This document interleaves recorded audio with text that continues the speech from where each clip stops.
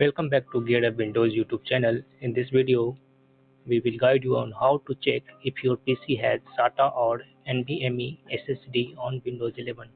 For your information, NVMe SSD is more faster than SATA SSD. Now let me proceed with the steps.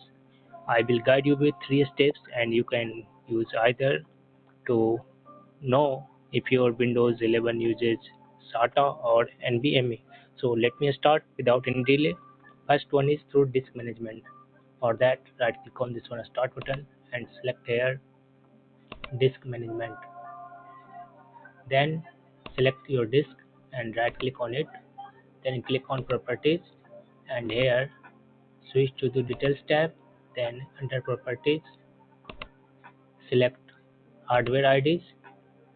Here you will find if your PC uses SSD, SATA or NVMe.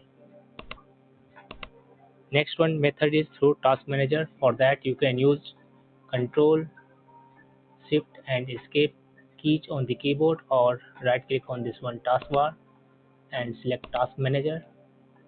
Here switch to this one Performance tab, select your hard disk and at the top you will find if your PC uses NVMe or SATA SSD. Last one procedure is through third-party freeware tool that is known as SSD-Z.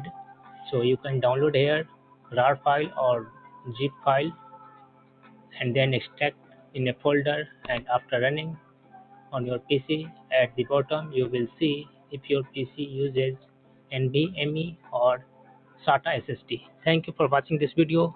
If you are new to my channel, kindly subscribe to this GearUp Windows YouTube channel, and if you are older and you love this video, kindly press thumbs up button.